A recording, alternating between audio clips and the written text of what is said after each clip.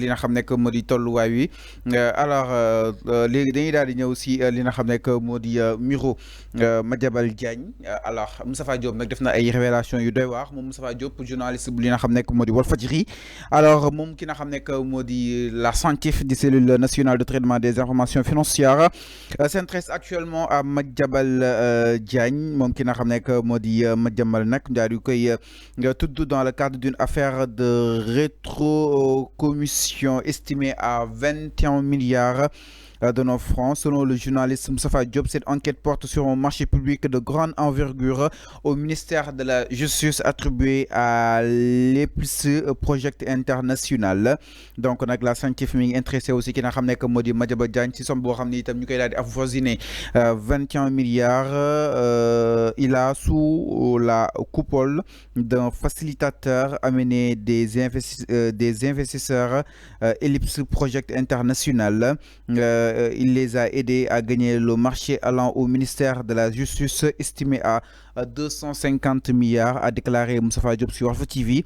Donc on a enquête boobu mi révélé que ni marché bi li ko taxoon jóg muy daal di construire 20 palais de justice, une direction de la surveillance de l'enfance et des administrations pénitentiaires yi nga xam ni itam moom lañ daal di remplacer yéen si ay hôpital Ourossogui loolu lépp nag offre bi moo tax amul dafa am sans appel d'offre loolu itam journal yi nga xam nekk moo di coow. Donc nag la CENTIF découvrir na lu daal di toll si 90 milliards yoo xam ni itam déjà da nga ko daal di viré. Le marché a été obtenu sans appel d'offres, précise Moustapha Diop. Madiambal Diagne aurait reçu des missions d'audit architectural et les démarches administratives.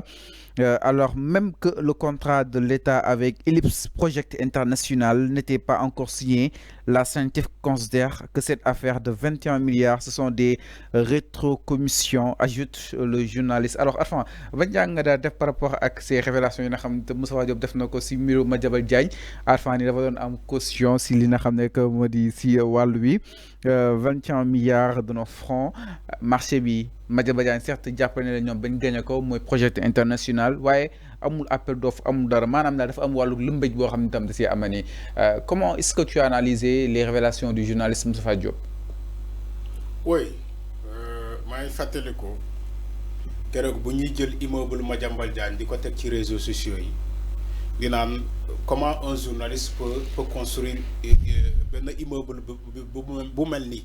Donc Madiambal Diagne génn il n'a pas nié, il a dit carrément immeuble bi immeuble am la donc moom moo ko tabax ci benn journaliste bi tabax immeuble bu jar ay milliards.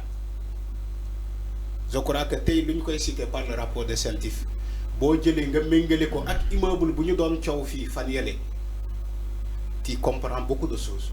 Pourquoi ce journaliste Madiambal Diagne il a construit un tel immeuble ci biir Dakar au Mamel. Il n'est pas donné à n'importe qui, surtout ci un journaliste. Il construit un tel immeuble à valeur de milliards au cœur de Dakar. Franchement tey CENTIF mu ngi koy cité ci rapport 21 milliards ci ay commission rétrocommission ci benn entreprise de sous-traitance la doon def ci benn œuvre architecturale. Madiambal Diagne en cas il est devenu architecture. Non wàllu justice la pour ñu tabax. palais de justice moom moo doon interpréter l'œuvre architecturale. L'œuvre architecturale. peut-être yàlla da koo may si lépp. non loolu mënul nekk Fallou loolu mënul nekk. Madiambal Diagne mi ngi si lépp kat démb lekk la nga ko doon waxtaanee. waaw loolu laa la. Comment il est journaliste, il est greffier, il est avocat, il est architecte, il est juriste, il est... Non, mais c'est pas possible. Toujours Madiambal Diagne. Tey ñu ngi koy cité ci 21 milliards. Comment il va justifier ces 21 milliards-là? Il est interdit, même selon certaines informations, il est interdit de sortir du territoire national. yaa ngi fàttali ko keroog bu ñu koy interdire fii il a crié sur tous les toits mooy début. mais Arfan ñi jàpp ni mooy début réduction des comptes ñi jàpp ni peut-être Madiambal Diagne rôle courrier le jouer peut-être courtier si wàllu wi parce que da leen jàppale pour ñu gagner après mu am rétro commission enfin naka na ko daal di jàppale xam nga boo nee courtier boo nee courtier dafa am ñu jàpp ni Madiambal Diagne rôle courtier la war a mën a jouer xam nga boo nee rôle courtier boo nekkee courtier donc nga yem ci courtier benn rapport scientifique du la cité de courtier nga wax de rapport scientifique du la cité mais ci dossier bi ngay wax ni yow même tu as dit 100 appel d'offres un marché gagné 100 appel d'offres yow yaa ko wax yow yaa ko lire fii léegi ma xool ndax di nga weddi say kaddu yow yaa ko wax un marché 100 appel d'offres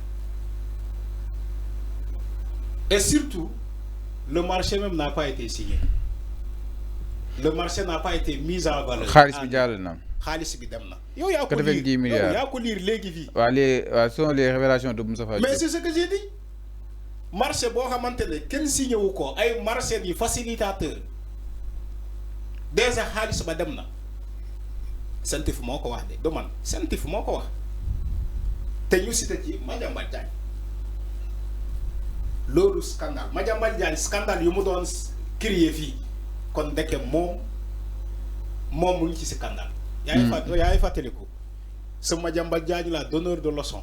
mais enfin ba tey am na présomption d'innocence. non arrête non ba tey am na présomption d'innocence. enfin arrête quand même de culpabiliser. Fallou oui Madiambal Diagne ñu mu doon tuumal fii ci Sénégal ñooñu amoon nañu présomption d'innocence.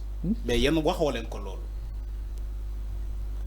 tuumal na fi ku ne Madiambal Diagne bii taxaw na fi mu ne Ousmane Sonko na faire sa déclaration de patrimoine Ousmane Sonko moo gën a riche kii deke moom Madiambal Diagne moo gën a riche Ousmane Sonko amul 21 milliards de 21 milliards Ousmane Sonko su ko amoon du politique.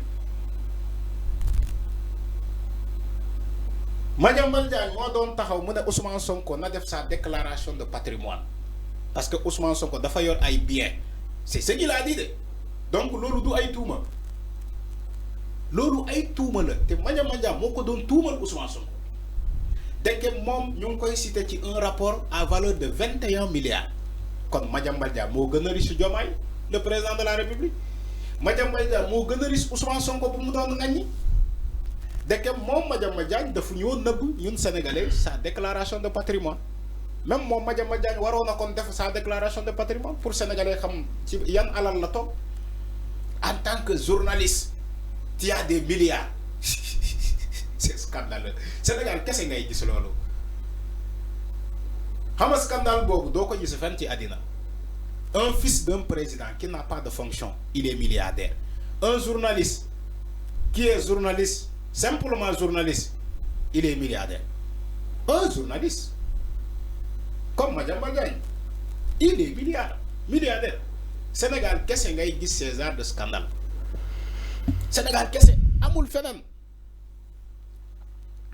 tu vas voir même cité bu ñu cité ni Madiambal Diagne ci rapport scientifique tu vas voir des gens yu ñemee yàlla ay nit yu ñemee yàlla di taxaw di naan bàyyi leen jàmbur nous soutenons Madiambal Diagne tu vas voir des gens comme ça on parle des milliards de l'argent du contribuable sénégalais que tout Sénégalais devait défendre mais da ngay gis ay Sénégalais yi ñemee yàlla ba dee di naan dañuy défendre Madiambal Diagne le gars il n'a même pas besoin non Sénégal enfin du respect envers les Sénégalais quand même loolu mooy am Fallou li ma lay wax ni dina am non du respect envers les Sénégalais Fallou yow gënoo ma nekk Sénégalais man ce que je dis c'est objectif tu vas voir des Sénégalais qui vont oser défendre Madiambal Diagne waaw mais loolu dara nekku ci mais dara nekku ci loolu warul nekk dans un état sérieux mais ku nekk ak si ka ngay défendre Arfan nag un état comme les États-Unis gis nga il faut écouter non ku nekk ak ka ngay défendre Arfan quand même un état comme aux États-Unis comme la Chine musuñu tuumal nit ci ay blanchiment d'argent wala détournement de deniers publics ba nit taxaw publiquement di ko faral c'est une honte ces pays-là ne font pas comme ça Sénégal ngay gis ñu tuumal nit ci enrichissement illicite blanchiment de capitaux détournement de deniers publics ngay gis ay Sénégalais di afficher wu publiquement di défendre cette personne-là ça ne passe que au Sénégal amul feneen man foofu loolu laay wax damay naan respecter Sénégalais yan Sénégalais laay respecter man ban Sénégalais laay respecté ban Sénégalais laa tuumal il faut arrêter ce que tu dis. On parle de ce qui se passe au Sénégal. te mënoo ñu teree wax loolu. ñaata yoon ñuy jàpp fii ay nit ñoo xam ne dañ leen cité ci ay détournement de deniers publics nga gis ay nit yi dem ci ay plateau télé di leen défendre yow mosoo ko gis yow gisoo ko fi Sénégal et tu oses nier ça. Fallou, c'est à plutôt de toi de respecter les Sénégalais. C'est toi qui devais respecter les Sénégalais. On parle de l'argent du contribuable sénégalais. Madiambal Diagne tey luñ koy cité ci rapport boobu 21 milliards yooyu Macky Sall moomu ko. Madiambal Diagne moomul 21 milliards yooyu sénégalais yi ñoom moom 21 milliards yooyu. Comment un journaliste peut gagner un tel marché? Nga ne oui, je suis là comme facilitateur. dama doon jàppale entreprise boobu pour mu gagner marché bi ci laa amee 21 milliards marché boobu kan moo ko signé et fan la ñuy tàmbalee marché boobu déjà jot nañu ci xaalis c'est du Macky Sall.